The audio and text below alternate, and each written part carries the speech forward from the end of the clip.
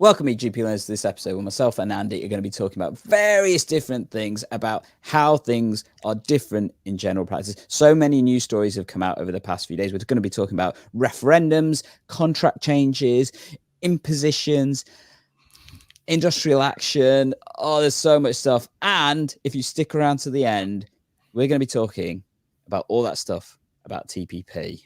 Let's get cracking as we tech enhance your primary care and learning.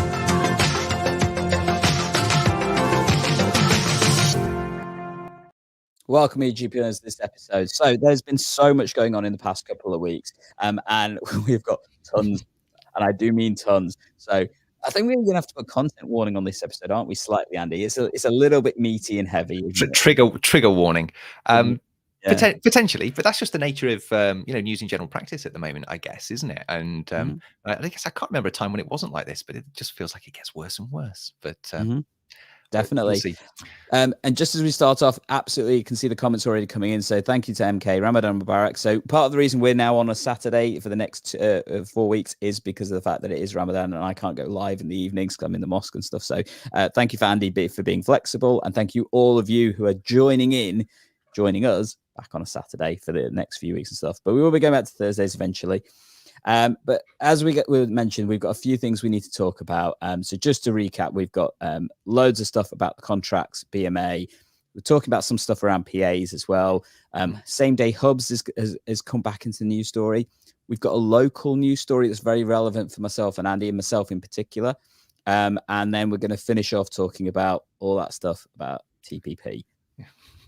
Yeah, so you're going to have to stick around for that one. But let's get started with the GPC and their ask from the NHS England, I think it is, isn't it, Andy? Yeah, so it might be worth just sharing the screen and welcome everybody, of course, and really interested in what people have to say about the stories. As you know, we bring comments onto the screen and, we'll react, tell you what we think about the comments and encourage people to have those chats in the conversation tab as well, which often happen.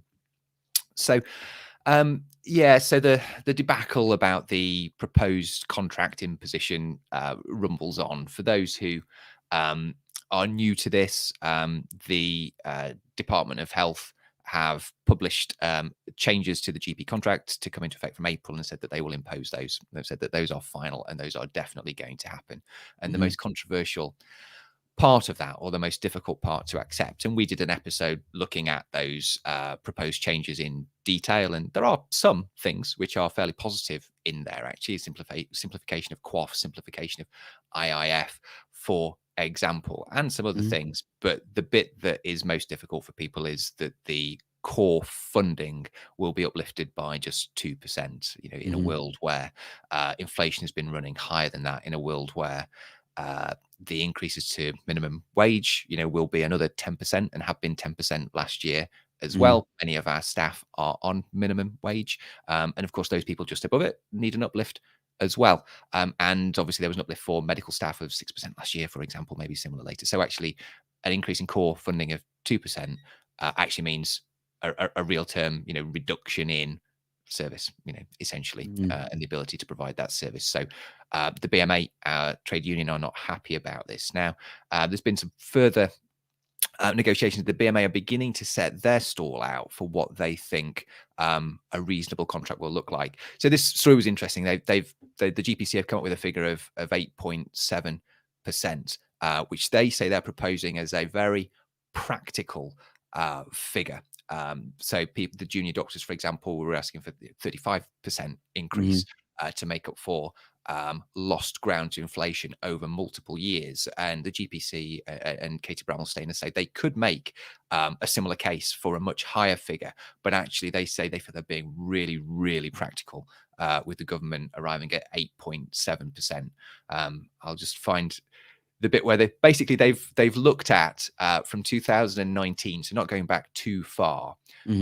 They've looked at what inflation has run at since then.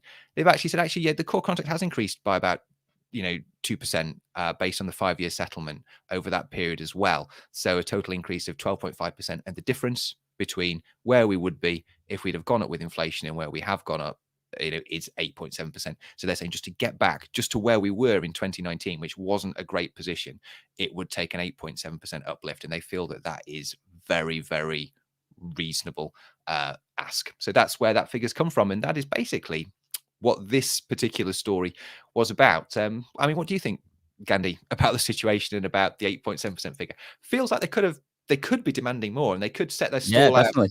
initially higher, to walk down to 8.7%, because you often don't get what you ask for. The first figure, you often don't get the first figure that you ask for. Yeah, what are Exactly. you thinking? Well, it comes down, is it that reasonable negotiation tactic of evidence and showing that actually, if things had kept in flight with what the government should have done, but refused to do numerous times, then actually that's what we would have had. And they wouldn't even have to worry about having to do those increases at the point when they're saying that there's no money around, although there is money around for other things. So separate matter. But I think, it's that concept of, will that help general practice? Would an 8.7% rise help me in practice? Well, it's definitely better than 2%. Yeah, I don't know if it's going to be enough to make sure that I can continue running effectively and productively and in terms of what the government wants. And I guess the always question is, what additional asks will the government make to have those kind of figures and stuff? But it's definitely better than what we've got. Let's put it that way. Yeah, I think it feels like it's a more actually to keep the wheels on on the bus, Mm, keep the lights open and the wolves from the door. It would take 8.7%. I think. mhm, I think it's that sort of ask, and I think actually they are. It feels like there's a multi kind of year mhm, almost approach from the GPC. I'm not inside those negotiations, but it's interesting to watch, and it does feel like they're being quite tactical and strategic mhm, now, asking for 8.7% now for this kick the ball down the road sort of contract. I think that we have really, and I mhm, think they are going to be setting the stall out for maybe something different, bigger changes next year, which I think is probably the bigger, more important contract negotiation in a way, because there will be a new government of whatever color, red or blue, that is, and I think mhm, people think that'll probably be red. So there might be an opportunity to control the information space over the next few months, and then look for a bigger sort of change in a bigger negotiation next year. This feels mhm, like a very much just keep the lights on kind of figure mhm. to me. Yeah, which is interesting because it does play to that 2% rise that was given by NHS England as a result of the financial information that the Department of Health gave. And obviously, on the back of that, we've had, which is our next news story that we're going to cover, which is the BMA GP referendum. So if you have been watching the channel, you've seen myself and a few other people, commenting about the fact that the BMA referendum is open. So it started on the 7th of March. It's going on till the 27th of March. So if you haven't already voted, you've got about a week and a bit at the time of us recording this episode to vote. Reminder, and interestingly, I've had to make comments on this. You do have to be a BMA member to vote because it's a union vote. So if you're not a BMA member, you need to join if you want to have your say. It is as simple as that. It really is.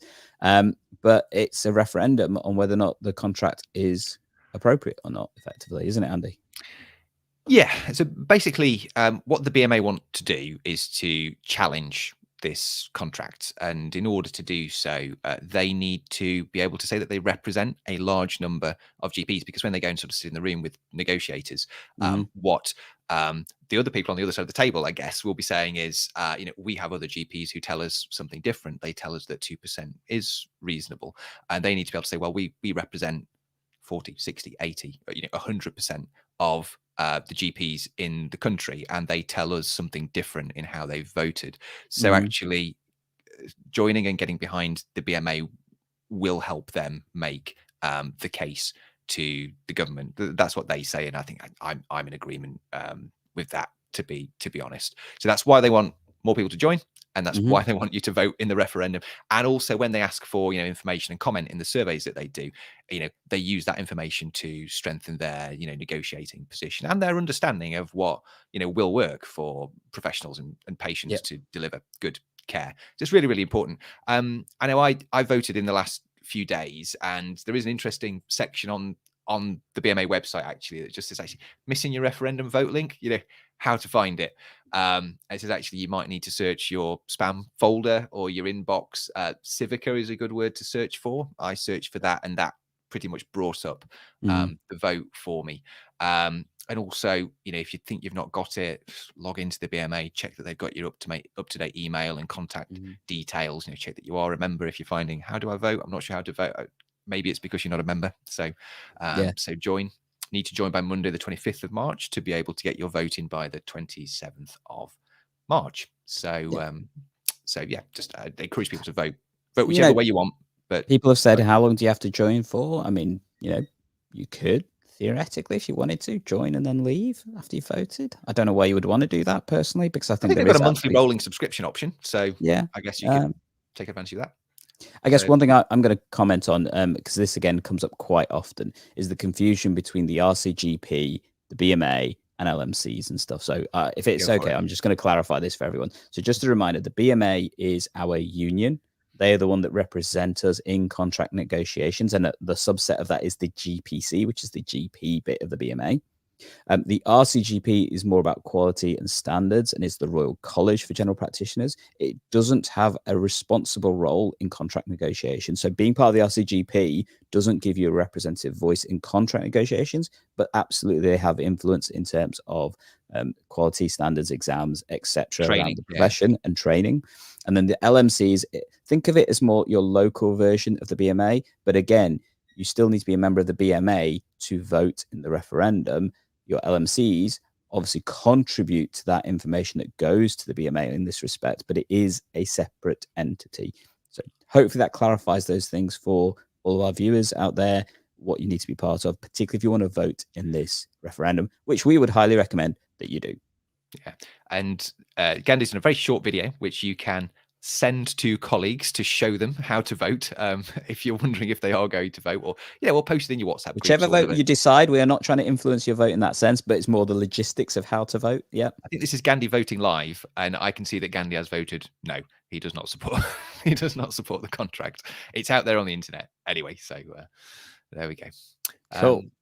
Cool. And speaking of that, then this raises the question of what happens next. And I guess what happens next is potentially the big news story that's coming out in the fact that there is now potentially a timeline for industrial action to happen in November of 2024. Take us through this, Andy. Yeah, right. So this is from a Pulse article, which is that this is a timeline from the BMA, although I've not actually gone back and looked where they've got it from the BMA website. It's a really detailed timeline about what happens from this referendum, which is at the top, running through to through to January essentially, and they're placing the likely position of a general election around December. So, but I think it shows a very tactical and strategic approach from the BMA, which I think is really, really welcome and necessary to get what we need out of this. Interesting that they include in the timeline some joint professional public focus groups, which I think is really good. It might be that they did that as part of the consultant and junior doctors contract negotiations. I suspect they probably did. But I think that's really good practice to work and stand with the public on these issues. I don't think it really needs us to go through the timeline sort of live, really, but just check out that story and have a look if you're interested in quite how it'll play out. I guess we don't quite know when the general election will be, for example. They also include, the party conference season. They've clearly sort of mapped things out and how they might influence sort of each stage of what will happen over the next year politically. So, yeah. Any thoughts on that, Gandhi, yourself? No, it's a good timeline. It gives you an idea of what potentially is happening. Obviously, the thing that may scupper all of that is the general election. It depends on when that is called, because that will change a lot of the stories and the emotion and a lot of stuff around what needs to happen, because it will change the focus. And obviously, we're going to Purdah, which stops everything from happening when it comes to government. So being aware of that factor. Like you mentioned, conference season. So you and I will be at various different conferences as well. Not the party political ones, I assume, but, other kind of things. So that'll have an impact around about then. And interestingly, all the GP conferences are right before November. They're all in October and stuff. So definitely check out those. Particularly, like I said, see So I think, some of them. Yeah, and I can see the BMA wanting to occupy some of the news space around then, and there might be interest in a GP strike peaking around conference season, people looking for a story within the journalist community. The other thing as well I think is just worth pointing out is in July the Doctors and Dentists Remuneration Board will publish its results. So the contracting position says that for the first time in 5 years they will, because there's been a fixed contract for the last 5 years, they will take recommendations from that review board on principal GP, so GP partners pay and how that might be addressed. So that's an interesting point in the timeline to look, actually, because if something quite favorable and stabilizing for the profession comes out, then that could change the narrative around it. If it comes out, if it's suggested and it's accepted by the Department of Health and Treasury and NHS England, which is another question as well. So there's the timeline. So that'll be interesting to watch how that all plays out. And I guess speaking of the BMA and other news stories, so we've got one that I know has definitely caused a lot of furore on social media and various other places, and may have resounding impact on the profession actually as well, which is various things around physicians associates that have come out in the past week. So obviously government have passed the legislation around PAs being part of the profession and support from that kind of view. We've also had the BMA guidance on physician associates. We've had the RCGP decision on the debate around physician associates. And also we've had some interesting stuff from the RCP, which Andy hasn't added into this. And don't worry, you don't need to go find it because unfortunately we're not RCP members, so we've not been able to have access to it. Yeah. But it's hit the news headlines in terms of some contentious stuff and definitely some potentially toxic stuff as well, I think. But yeah, what did you think of this, Andy, when you read it? Yeah, so this is the BMA for the first time have published their opinion around or guidance around the scope of practice of PAs. There's a good breakout box here which publishes sort of the main recommendations. We can go through them if you like, Andy. So let's go for it. Just to be clear about the role, so this is an assistant role to doctors helping with simple practical procedures, administrative tasks, and working with patients in a supportive and specified role. It strikes me that probably some physicians associates may have been and are operating outside of that recommendation from this body. This does not extend to seeing undifferentiated patients in any situation, which is what I guess GPs and some ANPs most specifically do in terms of their role. People book. You don't know what they're booking with. They haven't seen anyone else first, and they come and tell you what the problem are, and unexpected things can crop up that can be difficult to manage and manage the risks associated with that. 3, when seeing differentiated patients, they're defined as those already triaged by a doctor as appropriate or already assessed, diagnosed, and on a treatment plan by a doctor. MAPs must be directly and closely supervised. So, I mean, I guess you'd need to further define what direct and close supervision is, but that's its recommendation. 4, PAs, AAs, SCPs must not make independent management decisions for patients, nor be responsible for initial assessments of patients and diagnosis. MAPs must make it clear in all communication to patients and to other members of staff that they are not doctors and be clear about their specific role. I think there's been some concerns about confusion about who people feel they're seeing or whether people know the role of who they are seeing. And then 6, statements such as "I am one of the medical team," they've used that specifically, which is interesting, must not be used unless stating their own title.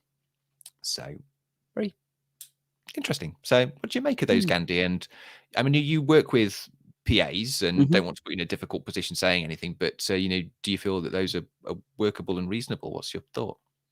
I think yes and no. So I agree that seeing undifferentiated stuff can be challenging, particularly for newly qualified PAs, and I think that shouldn't happen absolutely on that process. I think one of the things this guidance doesn't take into account is the level of training and experience that some may have already had. And therefore, if you were to follow that to the letter, that also leads to a lack of progression in some ways. And I disagree with that. And I'm happy to give you an example. So I've got, two PAs in my practice, one who's been working with us for about a year or so, another who's been working with us for about 4 years or so. And they both work completely differently to each other because they have different level of experience and training. The one who's been with us for 4 years, effectively we trained her for many months to see undifferentiated things and work with us, still supported, lots of supervision, lots of debrief time and things to support that and to continue it, and confident in their abilities and things. But I think this doesn't leave any adaptability for me, which I have a slight issue with. Although I do agree with the fact that, people who have had a much shorter training time, seeing completely undifferentiated aspects of primary care, that isn't appropriate. And I think there is absolutely a spectrum that exists in PAs. And I think both of where they want to be and where people want them to be as well. And that's the part that's the disconnect in my view. Yeah, it's quite prescriptive and restrictive, particularly, this is just my opinion around that ability to, I think the key is about diagnosis. I understand why people might be reluctant or find it difficult for PAs to make diagnoses, but that's the key thing, really, because if I just think about the role within sort of, within minor illness or, dealing with fairly simple things, you can have people who follow, guidelines, clearly defined procedures for dealing with things, but that kind of diagnosis part is key, because in order to enter onto a procedure or a standard practice guideline, you need to make that diagnosis. And I guess many people might have hope that this role will help streamline management of minor illness, for example, and that's a key part. And we have pharmacists are very highly trained and respected. There are other people who operate within the team who make those diagnoses, often in places outside the GP practice. I'm thinking about pharmacy first schemes, for example, and this places physicians associates in a different place to those other professionals operating other areas. So yeah, it's difficult. The other thing is just sort of think about where this guidance has come from and the role of the BMAs as the doctors' trade union. Effectively, I mean, just sort of, I'm cognizant of where this has come from and the membership of the BMA to whom they're accountable, who may feel threatened, I guess, by the PA role. And there's good reasons, why they might feel that. There might be other reasons that are less justified. It's a really difficult debate, isn't it? It is. But I guess I'm just cognizant of where this has come from as well, and the constituents that that the BMA represent and have to satisfy. Interesting. What's come out of some of those other places then? Because I'm less. So I was going to go on to those. With the other decisions or stories. Yeah, so the other part, so the RCGB had this as part of their debate that went to council last week. That was a big thing. It was thought to be a really contentious item going to RCGP council. There was even apparently thoughts that they may even have protests and stuff outside of the building at the time. Now, I don't know if that happened. I was at the college the day before all of this, which is why I know a little bit about the fact that this was planned and stuff. But I don't know actually what happened on the day. Wasn't in the room, but there has been a public statement by the RCGP following the debate. And I know some of the members, friends of ours that have been part of that debate. So shout out to Dr. Selva Raja, who was there, and a few others that have been involved in that. The RCGP have come out and given 2 additional red lines. Now, for the life of me, I can't remember what those red lines are.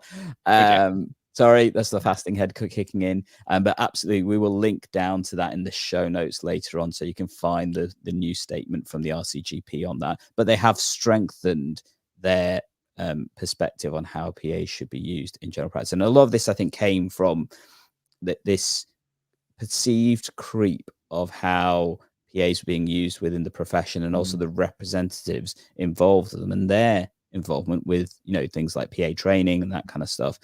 That definitely came through from my understanding. And again, it's just news bites and stuff like that from the RCP EGM. So they had an EGM around the use of PAs within the physician's profession, of which the RCP is now leading on a lot of that. lots of comments being labeled at, you know, the member boards around their involvement with PA training and that kind of thing, and they're pushing it through almost, from my understanding.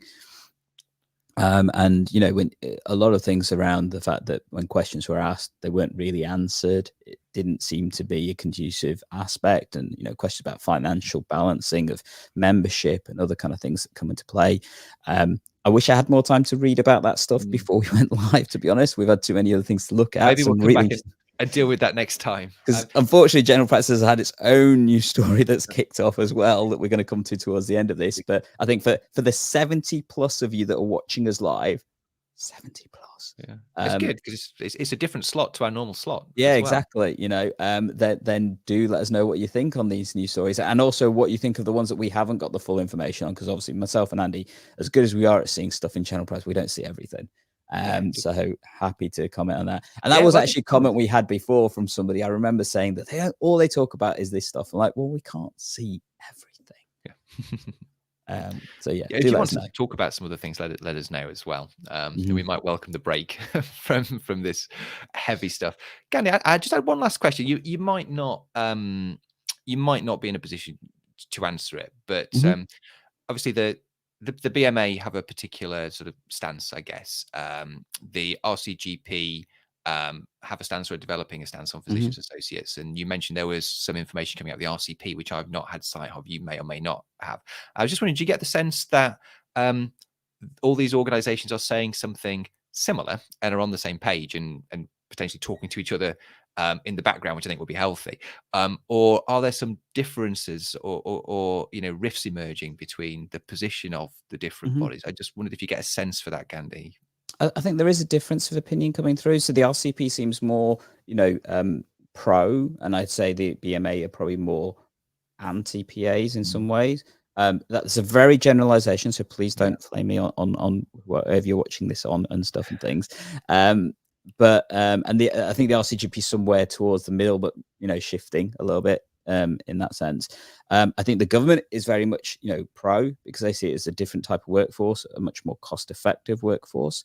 And I think there's two sides to cost effective, isn't there? People will be saying out there, you know, and maybe we don't know the answer to that, but they might perceive it to be. Sorry, carry on. Possibly. And I think, you know, patients, it's interesting to know where they fit in this. One of the things I often say, and I've said this numerous times on the channel, general practice changes so rapidly that even the people working within general practice do not know how things are currently working. So, you know, are patients aware of the type of person that they're seeing? Because I guarantee you majority are not.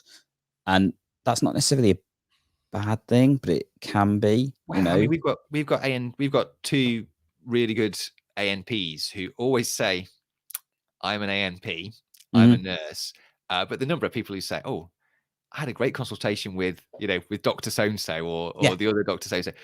It's difficult. If someone's wearing plain clothes and they're in a GP consulting room, it's really difficult for people to understand who they're seeing. Even if they're not wearing plain clothes, you know, many places went to scrubs because of the infection control aspect of it and things. Do you have different color coded scrubs? Do people even know what the different color codings mean? Because, for example, in hospitals, every hospital has its own color coding. You know, I mean, it's confusing. It is really confusing for people. Even my own family. You know, obviously they've got a doctor in their house and they're still questioning half the time. I saw a doctor, blah blah blah. And I'm like, hold on a second, I know they're not a doctor. Yeah, and our ANPs do wear badges that say their role on them, but people don't clock it. So that's where I think transparency is important. I think it is confusing. It's confusing for us as well at times.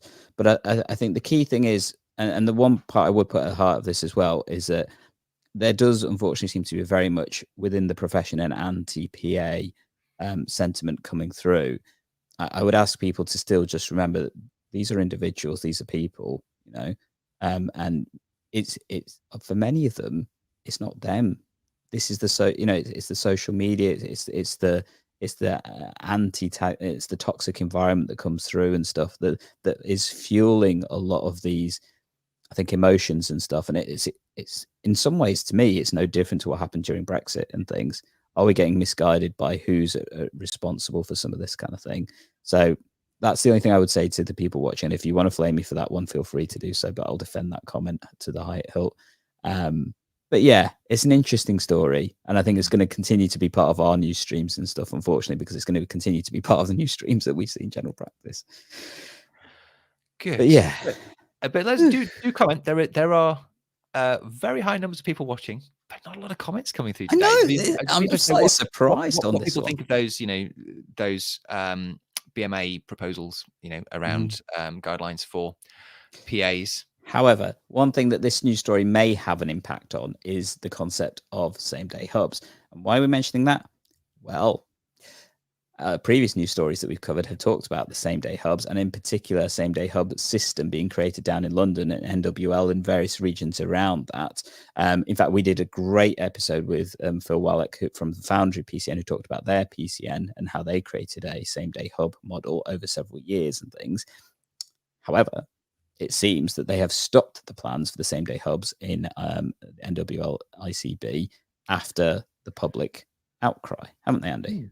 They have. And just interesting about the episode with Foundry was great. And I've had someone from our local system who works within the ICB saying, "Oh, I watched your episode on the Foundry's same-day access hubs," and we had an interesting conversation about how that had actually come from a place of wanting to protect continuity, and how it was interesting, how that was in the Fuller report, and how actually it didn't necessarily sound the way you would think a same-day access hub would run, and maybe it was something different that they were doing. So anyway, just a comment on the, I guess, the reach of the podcast, and and where it's finding value.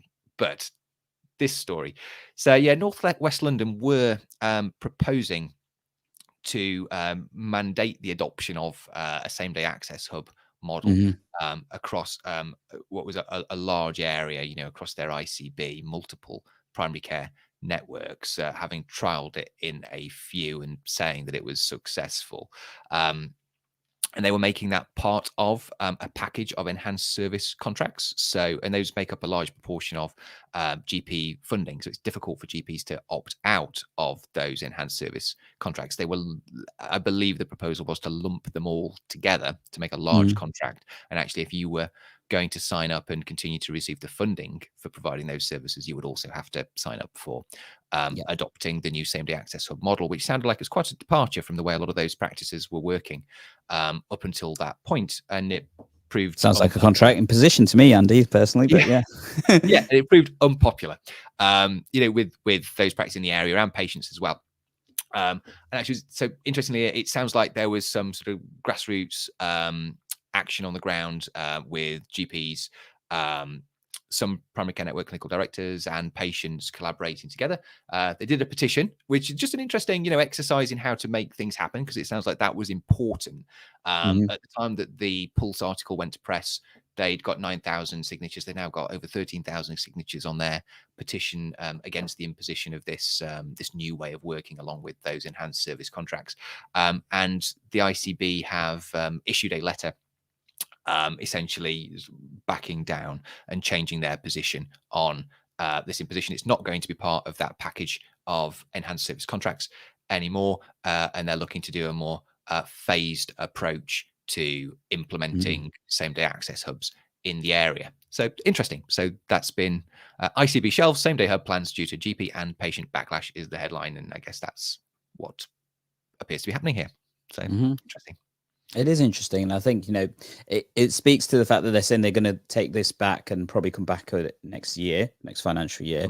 I think one of the things that we commented on when we heard about this news story, and also hearing about Phil's journey, was that you need time to instill this in. It's not something you can just flick on a switch. And I think that was probably my main comment about how this had transpired. It seemed a very rapid process they were going through. Now, you could argue that sometimes to make change happen, you have to go through rapid processes, There's a fair argument with that point of view. But I think this was just asking too much of a quick change for hearts and minds at a point where financial situations is challenged already. And it very much felt like an imposition. And positive from my perspective to hear that they've changed tact and adjusted that and stuff and things.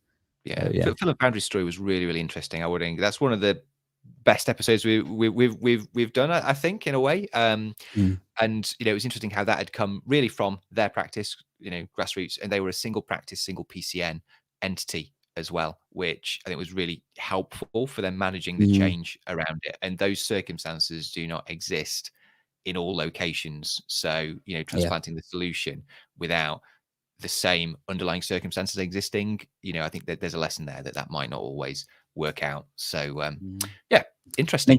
An interesting comment from Phil Williams. So, fellow local GP Phil, hello there. Good to be able to watch you guys. Any form of hub increases fragmentation of care and further destabilize and reduces effectiveness general practice. DH and NHSE have a complete mental block group think when it involves investing in core general practice due to fat cap partners in air marks. For those of you listening, despite the huge evidence of economic value, I think that's meant to say in things. And he's come back with another one about hubs also don't work in rural communities. Our RE is often 30 minutes rural drive to Gainsborough from Lincoln, very poor transport links. Absolutely. Important to recognize that hubs need to work when the transport is a key part of the factor, particularly for the deprived populations and things, because otherwise actually just making healthcare even more out of reach and inequitable and things. And when we had acute respiratory hubs in COVID, that was part of the planning, about transport routes and buses. And, that needs to be part of the planning, going forwards if these are going to happen. Yeah. I must admit, I disagree partly with Phil. In fact, I think hubs can work, but they have to be structured in the right way and they can't be enforced upon the practices, but also on the population in terms of how they work. And I think there is that aspect of understanding the types of populations that will suit a hub model and types of populations that won't suit a hub model, which I definitely agree. I think rural options, unfortunately, are more challenging to do that and stuff from what Phil mentioned. I guess just to go to another comment as well. So from great name Papa 9099, I think they have a place in healthcare, but should not be a replacement for doctors. I think that's taking reference to PAs. I think that's the general view for many people, but not from everybody. I think that's part of the problem that we're seeing with the whole PA debate stuff. But hey ho. We will see. Further comments on acute hubs. So from random Facebook user, maybe it's not just a matter of more gradual implementation. If the acute hubs, maybe patients simply just don't want it. Good point. Do they? Don't they? At this point, I'm going to ask our 99. We're almost going to hit that 100 number, Andy. Yeah, it's just doing this at the moment. So you guys must be loving this episode and this content. Maybe people are phoning their friends saying tune in. Maybe. Yeah, tune in, watch Gandhi and Andy just talk about crazy stuff and things and chaos. And don't worry, the chaos is going to get even more in a second. But if you are watching us live, please like down below. It really does mean things to us. It helps the algorithms, helps all the other stuff. But more importantly, it tells us that you like this content. So we do more of this kind of content if it's useful and important to you. And if you're listening to us on another platform, please leave a review. I'm going to stick that in there just because it's great sometimes just to have a positive affirmation, which we talk about in our next episode later on, partly, and things. But yeah, we're going to talk about something else now, though, which is a little bit more closer to home, isn't it, Andy? For you and I, me in particular. It is. So, yeah. I'll let you lead this one out, Gandhi. Yeah. So a news article that's fairly recent. In fact, I think it just came out today. I want to say 8 hours ago. It tells me on my browser. 8 hours ago. So this is hot off the press. This is this morning. £300,000 shortfall repayment by practice. So what does this mean? Well, in Nottingham, there are several practices who are being asked to repay funds that they've been paid over previous years. This is due to, as the headline says, an admin blunder. I think that's definitely a headline thing, but hey ho. So basically, errors in the administrative process that, as a result of that, several practices in Nottingham have been paid additional funds. I think a lot of this was around, from my understanding, PMS to GMS changes that practices did during COVID. And as a result of that, the accountancy process went a bit wappy because everybody's accountancy process went wappy during COVID and things. And as a result of that, these practices were paid money that they shouldn't have been eligible for. The issue is, because it's happened over subsequent years and percentages that it can be significant funds and money for those practices, and they're now being asked to pay it back. Yeah, there's an article about this in BBC, and also Pulse have obviously picked it up as well, and the articles are quite similar. There's comments from Michael Wright, our LMC, from some local GPs, and also Michael Wright, our LMC chief exec as well. I guess what the articles tell us is that this was a problem with the out of hours cover payment, which I think is about 4.75% of the core contract value, and there was an accounting error where, so normally this is deducted sort of at source as money is paid to general practice, and what the articles tell us is that this did not happen for a period of time, and practices received more money than they should have done, but were not notified that this was happening, and that this went on in some cases over a number of years. So some practices accrued significant overpayments, and then when this was discovered and they were asked to pay that back, that's resulted in really quite big bills for many practices to pay that back. And obviously many practices felt that they didn't have the money, or that paying that additional 4.75 going forwards, because they hadn't been paying it for a few years and their business model had obviously settled around that money coming in, that actually it wasn't viable for them to continue going forwards, and therefore handed back their contract, meaning that those people who maybe are running really quite, well respected practices delivering good care will no longer be the people running those contracts because they don't feel it's viable and have to walk away. And also GP partners, this always worries people like us, Gandhi, doesn't it? Because if you accrue that sort of business liability, that's you that's got to pay it back, and hopefully no one's had to sell their house or sell their car to pay this money back. But in theory, that is what can happen to GP partners. So, I think that's one of the things that many people forget around this point, that in general businesses, a lot of businesses run as limited liability partnerships or limited companies, for example, and therefore as a result, if it goes bust, it's not necessarily your house that's on the line. I know some people probably feel that should be the opposite, particularly for big businesses and stuff who make those interesting decisions around what happens.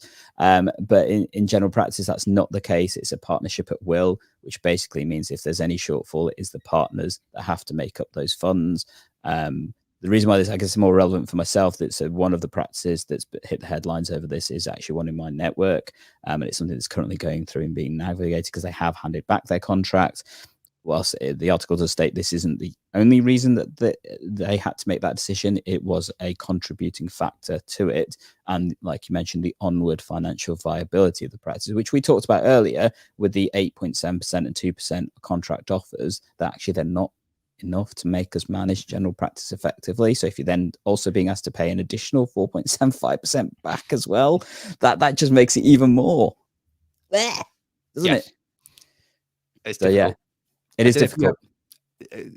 Good question posed. I don't know if you have an answer to that question there, Gandhi. Would practices have known or seen the question, which I think we ought to now address. On this part, I don't know for definite, but like I said, my understanding of this is that this all happened at the time when some of these practices changed from PMS contracts to GMS contracts. So because of that contract change, the practice just assumed it was part of the process of that happening.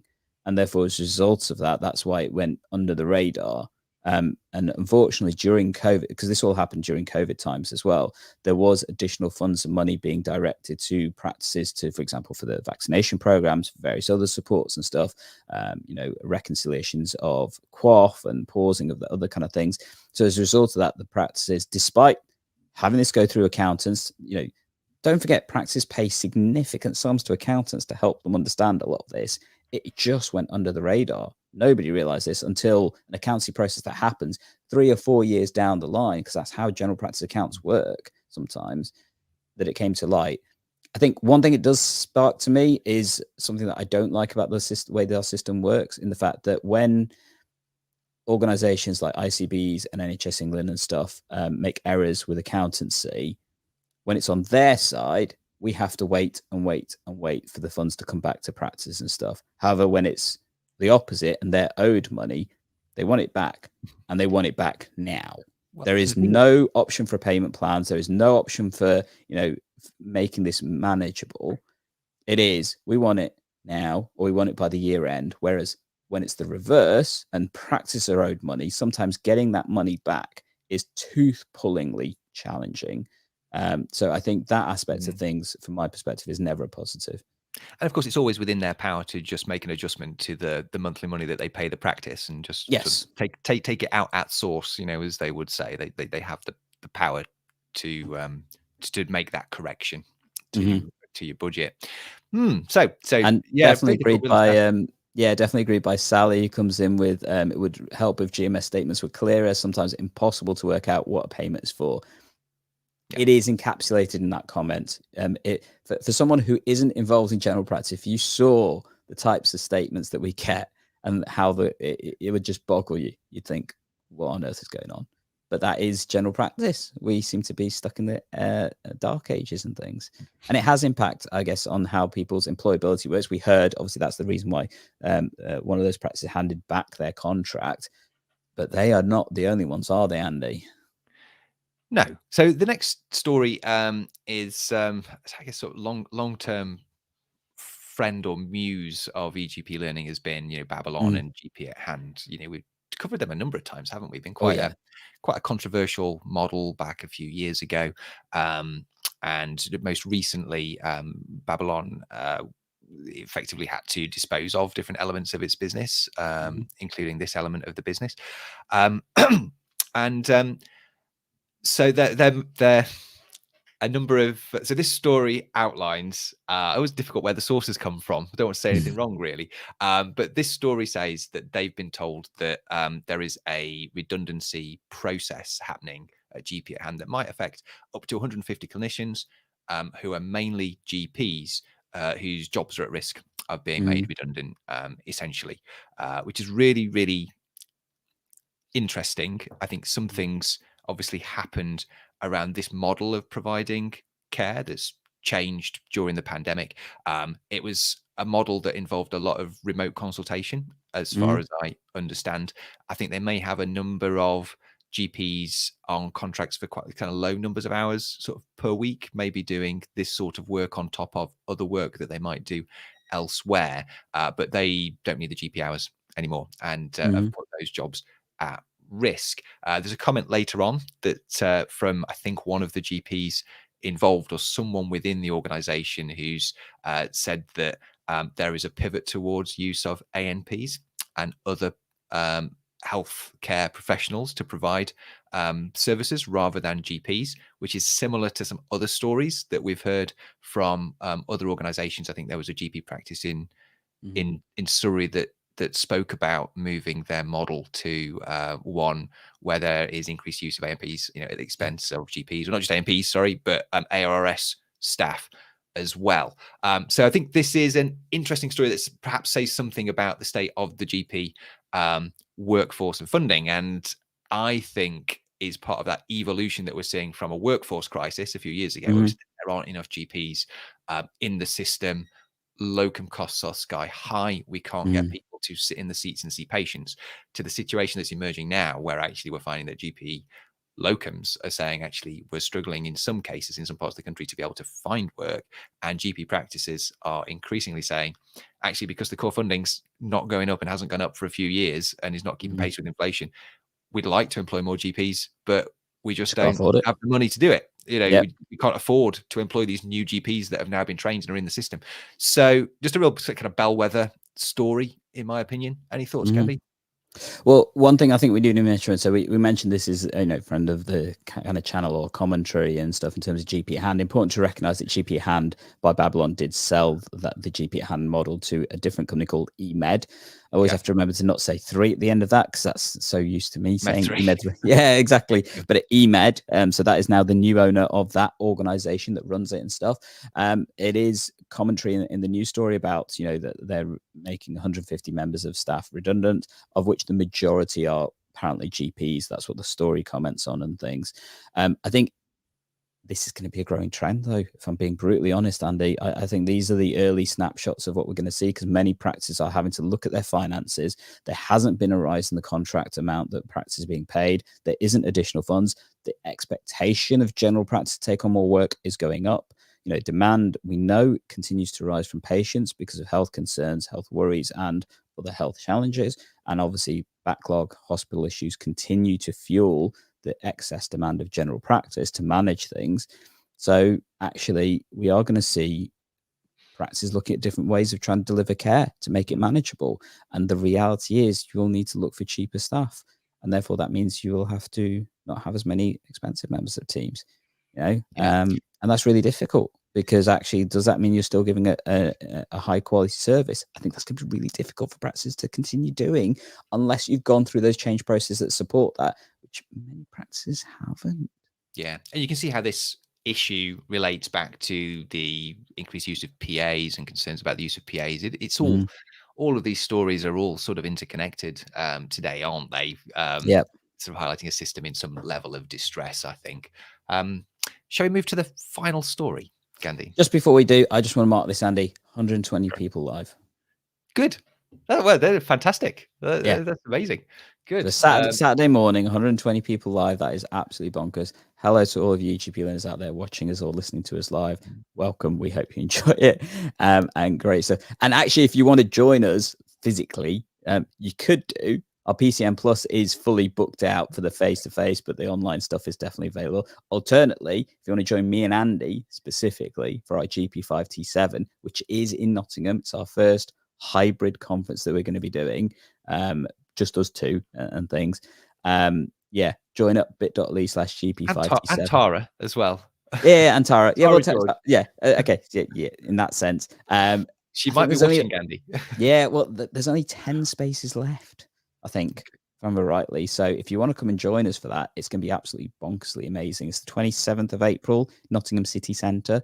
So definitely more suited for those of you in Nottingham region and stuff, but definitely join in with that. And the last thing I'm just going to mention before we get to this really contentious news story is if you want to join me on the Epic podcast, which I'm just about to start recording shortly, about how transformation is happening in your practice, feel free to apply bit.ly/epic apply, epic being in capital. So that's the eGPlearning implementation consultation, as I like to call it. I'm hearing about the changes you're doing in practice and stuff. So this is not provider led, this is general practice, how you're doing things, how you're changing things. Want to share those stories with our eGP learners and stuff. So, but we're going to talk about our final news story, which the only way I could word this was TPP Chaos, I think. If I may, Gandhi. So Yeah. it's a rare thing sometimes when the general kind of news, the absolute kind of top headlines of the day sort of intersect with our working lives as general practice, in quite the way that has happened here, really, with, one of the big stories of the day intersecting with something that I sit and I look at for hours and hours and hours every single day in terms of the clinical record system. So I just wanted to mark that and say it's rare. But so Gandhi, how do you want to navigate us into this? Yeah, so I mean, this comes about the news story about TPP CEO Frank Hester, who's been commented to have several links with the Tory party, comments that he's made about MP Diane Abbott and how that's had an impact and stuff. I mean, we don't want to focus much on what he said because, to be honest, we're trying not to broadcast the stuff that's there. But I guess this has had an impact on general practice because TPP is used by approximately 50% of practices across England, and questions about the future use of TPP itself and how that should work. This even went to the GPC as an emergency debate on Thursday, and they've put out a public statement that mentions about the fact that the vote was agreed in all. I don't know if they've got the actual vote lower down, have they, Andy? I can't remember. You have to do. They've got the motion here, Gandhi. Yeah, that's it. The motion. Yeah. So the motion Shall I read it? It's quite okay. Yeah.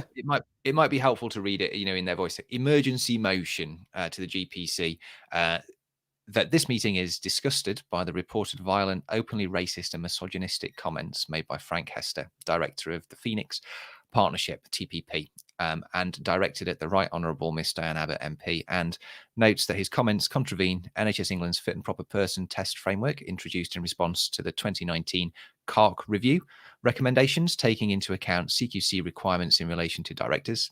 2, calls upon UK health boards to apply their own process vigilantly when contracting external stakeholders whose views and values may not align with the wider professional national NHS workforce. 3, advises GP practices to consider Hester's comments prior to signing new contracts with TPP.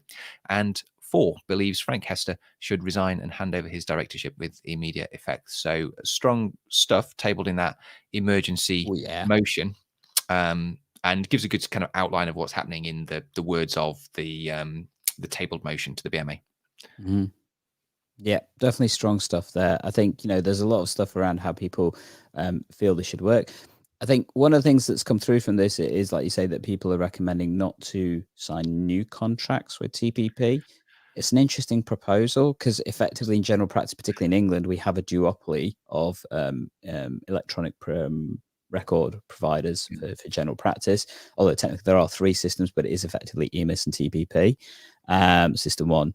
And I think that makes it really challenging, to be honest. I use TPP, use TPP system 1. I do think it's the superior system out of the ones that we have access to.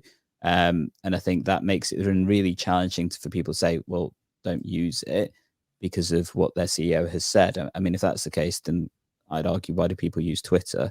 Because Elon Musk has said very controversial things and various there's a lot more people involved, I guess, in these organizations than just the the majority owner, or people in prominent positions, the directors. It's a really difficult situation, isn't it? I guess they're asking that GP practices consider the comments prior to, in terms of the BMA's permission, but a lot of people are saying stronger things than that in the general discourse. I think also not to mitigate the aspect that changing your clinical system is probably one of the most painful things a practice or an organization could ever do, because it affects absolutely everybody there. So it's not really a decision to take lightly, in my view. Now, I know some people say, well, Gandhi, they're basically saying don't change off TPP. To a degree, I am, because I still think it's the most superior system we've currently got access to in general practice. And I'm happy to comment that, because I do so much stuff with TPP. And I'm not going to deny, I work with TPP as well on that basis, and have been paid by them for certain things as well. So full declarations of interest for people out there watching me. I'm not going to deny those things. But I think it's not great comments to hear. Absolutely don't agree with those comments in any way, shape or form. And I think it'd be interesting to see what happens out of this in terms of moving forward for general practice, because it is an interesting story. Yeah, it is. I don't know what more to say, really. Comments are disgusting. I really don't know what to think now, about TPP and our relationship. It's so difficult to change clinical systems and to withdraw business, in that way. It's all just really difficult. I just wish the whole thing, hadn't happened, if you know what I mean. Because it's just wrong. Gosh, I sound like a government spokesman. That's what they were saying, was it? It's wrong, and it's racist, in my opinion, which people were slow to say. Right. Yeah. So we've covered loads of stuff on the channel. There's been a lot of that. So let's just summarize, because I think it's important. I got told that sometimes it's nice if you do quick little things about this stuff. So just to recap what we have covered in this absolutely mammoth episode. So if you want your update, I think we are going to start probably doing this towards the end of our episodes and stuff. So we covered the GPC 8.7% increase request. In fact, let's just switch this over, Andy, because okay. So we'll do it that way. So GPC have asked for 8.7% increase to the contract. This is based off practical suggestions and retrospective looks at what's happened with the contracts, and how much we should have had if things had been done, including what has already been given to general practice. That's in comparison to the 2% offer by Department of Health and NHS England, which obviously is now going to a GP referendum, which you have now until the 27th of March to vote. If you're not a GP BMA member, you need to be to vote in that by the 25th of March. And please, please, please vote, so at least people know your perspectives. Let's take it in turns, Gandhi. All right, go for it, Andy. Yeah, thanks. We covered that. We told you how to vote, and there'll be information below about how you can make sure that you pose your vote. We covered stories around physicians associates and the BMA's first of its kind guidance on PA scope of practice. And then that led into us talking about ICB hubs and the fact that NWL ICB had rescinded its contract imposition, as I think we were phrasing it, in terms of acute hubs being part of the local enhanced service contract. And that's potentially been delayed till next year, hopefully with some more communication and transparency. We then covered a BBC story about practicing Gandhi's primary care network and other practices across Nottinghamshire ICB that were affected by a overpayment admin blunder, as described by the BBC, which meant that some practices had accrued hundreds of thousands of pounds in liabilities back to the ICB without their easy knowledge, and were asked to pay that back, leading to some of those practices to be destabilized to the extent that they needed to hand back their contracts. And unfortunately, it's not just practices handing back their contracts. We're also hearing about practices where staff are potentially being made redundant. This was a new story from talking about the former GP at hand practice now in eMed that basically is looking at making members of staff redundant, which majority are likely to be GPs from the news articles itself. Finishing off with, Andy? Okay, the TPP story, which you were just covering. Frank Hester, one of the directors at TPP, had said some horrible and inexcusable things. It's been widely covered in the mainstream media, but he is the director of TPP, which provides System 1, which 50% of us look at every day for multiple hours. And there was a BMA motion tabled suggesting a number of interactions and considerations that that we might take as GPs and a system when thinking about how we interact and contract System 1. And that brought us. Yeah, so if you want the Gandhi. detail of those different sections, do check the timestamps down below. So myself and Andy will caption those and make those ready for you so you can skip to the relevant parts. Alternately, that's a lot of stuff. It's a lot of potentially negative stuff that we've covered as well. We haven't really had much positive in this episode. So one of the things myself and Andy are doing is trying to help you understand how to cope with all of that. So if you want to see our episode that's going to be coming up from next week onwards about, as we've termed it, sanity in a chaotic world, all the toxic news stories, general practice, physician associates, contracts, all that kind of stuff. If you want to try and just make it a bit more manageable, a bit more sane, check out this episode that's coming up right here, where you'll be able to watch that, and hopefully we can help you understand that sanity